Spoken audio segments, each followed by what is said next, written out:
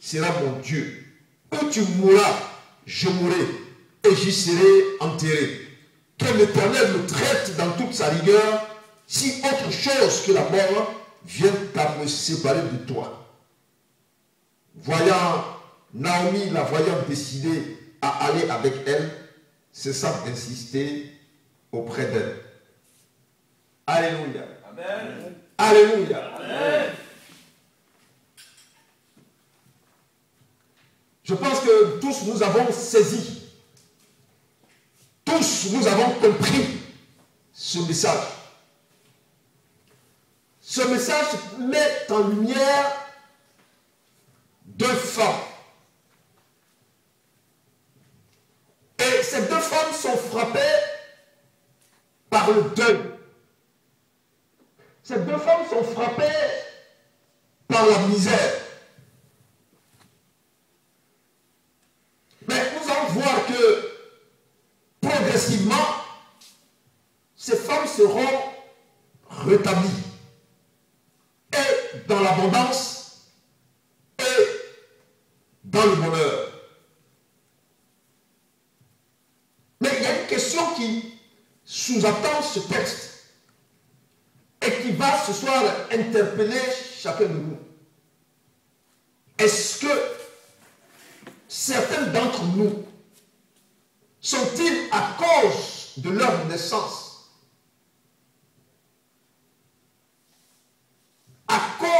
de leur naissance, est-ce que certains parmi nous sont irrémédiablement perdus? Est-ce que, à cause de notre naissance, nous devrions demeurer pauvres?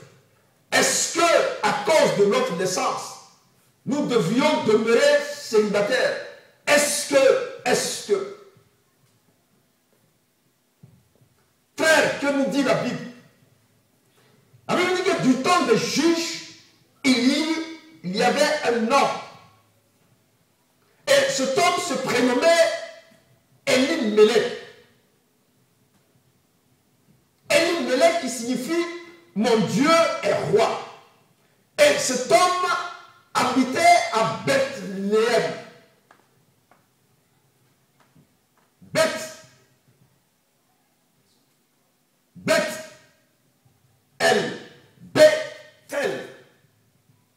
Bethel qui signifie la maison de Dieu. Beth signifie maison. Et Léem signifie la maison du pain. Vous comprenez pourquoi Jésus lui-même est né à Bethléem. Frère, si tu n'as pas la révélation, tu peux être un homme et une femme perdus. Et cet homme vivait dans une ville dont Dieu qualifie de maison du pain. Mais voici qu'il y a une famille. Et cet homme, sans doute qu'il n'a pas la révélation, va se lever pour abandonner cette terre, pour abandonner ce territoire, pour abandonner cette maison, afin d'aller se réfugier chez ses adversaires. Il va quitter la terre de la promesse. Il va quitter la terre de la bénédiction. Il va tout abandonner. Or, cette terre est une terre à qui Dieu a promis à Abraham. Il dit, au temps marqué, une fois que vous serez sortis d'Égypte, je vous ferai entrer dans une terre où coule le lait et le miel. Mais ici encore, nous avons affaire à un homme qui est incrédule, qui ne croit pas à la parole de Dieu. Et malheureusement, dans la maison de Dieu, nous avons beaucoup d'Elimelech. Nous sommes comme lui. Les chrétiens d'aujourd'hui attendent et souhaitent simplement qu'on leur dise que Dieu te bénisse. Mais dès lors qu'il y a une épreuve, dès lors qu'il y a une difficulté, l'enfant de Dieu a tendance à regarder en arrière, à regarder en Égypte, à regarder ce qui se passe dans le monde. Mais frère, si Dieu t'a appelé, si Dieu t'a pris d'un endroit pour t'amener dans un autre endroit, c'est que Dieu a un plan pour toi. C'est que Dieu veut faire quelque chose avec toi. Quand l'épreuve se présente, la réaction, l'attitude de l'enfant, c'est d'abord de se tourner vers son Dieu pour lui dire, Seigneur, tu m'as pris de cet endroit, de ce point A, pour m'amener dans ce point B. Mais aujourd'hui, je rencontre des difficultés. Mais aujourd'hui, je suis face à l'épreuve. Que dois-je faire? Quelle est l'attitude à tenir? Seigneur, je t'écoute. Elimelech n'a plus regardé à son Dieu, mais il a regardé les circonstances du moment. Alors il se lève et il abandonne la terre de la bénédiction pour aller dans le territoire de Moab. Mais est-ce que nous savons, est-ce qu'il sait qui est Moab? Les Moabites.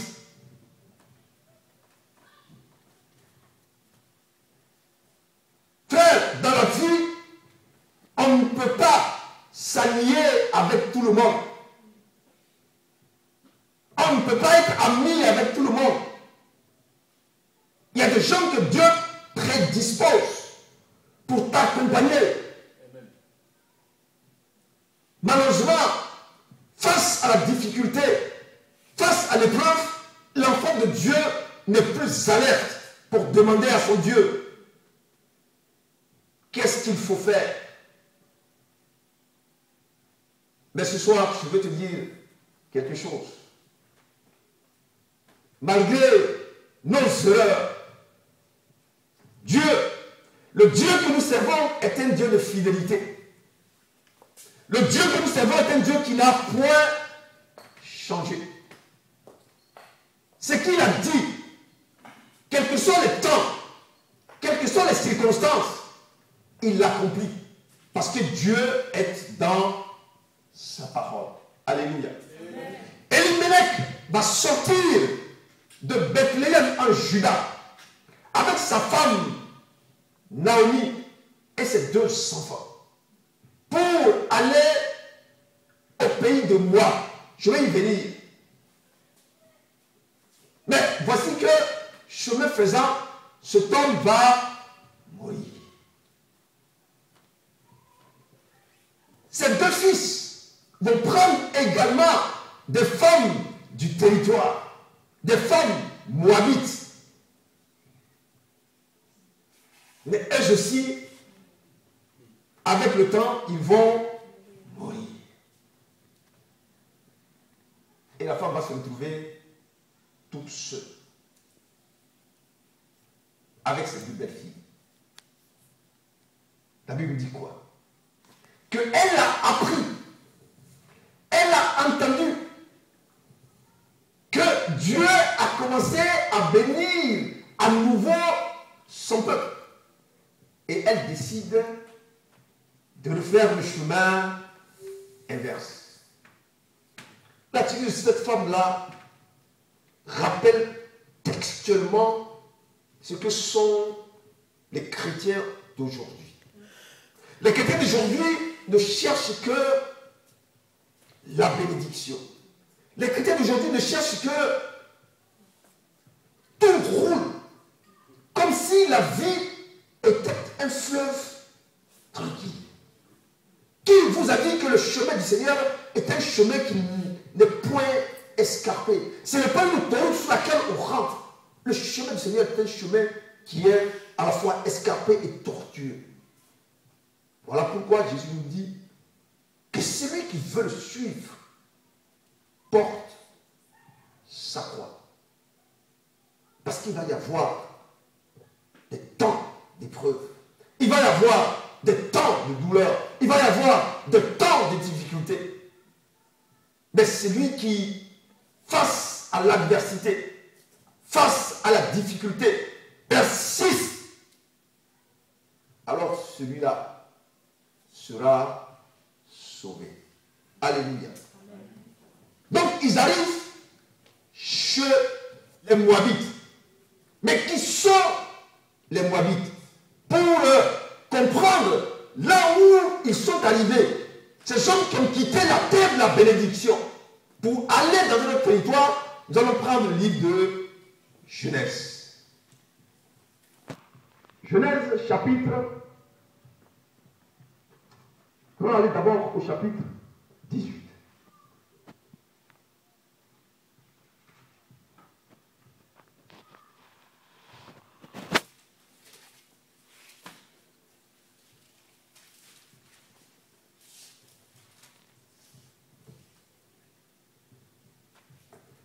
Dans le livre de Genèse, à son chapitre 18, la Bible dit quoi? Quand Abraham et Lot sont sortis,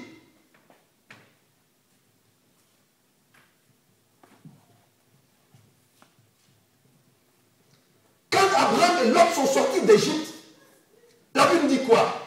Que ces deux hommes sont sortis avec de grandes bénédictions.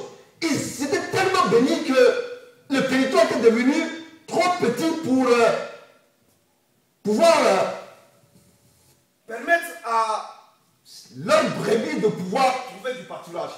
Et les bergers de Abraham et Lot ont commencé à se chamailler. Et Abraham va appeler Lot pour lui dire: nous sommes des frères, il n'est pas bon que nous puissions nous quereller. Alors, comme le territoire est devenu plus petit, il est bon que nous nous séparions. Si tu vas à droite, moi j'irai à gauche. Si tu vas à l'est, moi j'irai à l'ouest. Mais toi choisis. Et l'autre regarde. Il regarde et voit le territoire de Sodome et Gomorrhe. Il voit les plaines de Sodome et Gomorrhe. Voyez, nous, les chrétiens, généralement, nous vivons par la vue. Nous vivons par les sens. Nous vivons parce que nous avons vu quelque chose. Nous déclarons parce que nous avons entendu quelque chose. Frère, Dieu n'est pas un Dieu des sens. Dieu, il est esprit. Et celui qui veut se connecter avec Dieu doit être en esprit. C'est pourquoi il dit que le temps viendra où les vrais adorateurs adoreront le Père en esprit et en vérité. Amen. Alléluia. Amen. Mais l'autre avait vu. Alors il a choisi les plaines de Sodome et Gomorrhe. Mais regardez, Abraham va hériter pratiquement d'un lieu qui est un lieu désertique. Mais ce lieu qui apparemment, car il ne faut pas vivre avec les apparences, Dieu dit dans le livre de Daniel qu'il est le Dieu qui change les temps et les circonstances. Dieu est capable de changer un désert en un lieu de bénédiction. Dieu est capable de changer ta situation. Dieu est capable de changer ta séropositivité. Dieu est capable de changer ta maladie. Dieu est capable de changer ta pauvreté.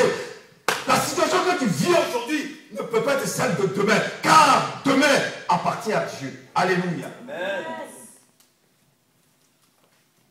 Et Abraham va hériter du désert. Alors que l'autre se dirige vers Sodome et Gomorrhe, Abraham va se diriger vers les chaînes de Mamré. Alléluia. Alléluia. Alléluia. Et là, il va élever sa tente. Frère, ça fait que Abraham, l'on peut penser que dans ce désert, il vivait des conditions difficiles. Frère, je vais te dire une chose, que même dans les conditions difficiles, si tu crois que le Dieu que tu sers est un Dieu qui est vivant, alors sache qu'il est à côté de toi, qu'il est auprès de toi, quelles que soient les situations. Parce que ce n'est pas un Dieu qui abandonne, c'est un Dieu qui prend soin de ses enfants. Mais regardez ce qui va se passer. À cause de ce que Sodome était un pays où règne le désordre. Sodome était un pays où les hommes et les femmes faisaient tout et n'importe quoi. Si aujourd'hui on parle de sodomie, cette expression tire sa racine de Sodome.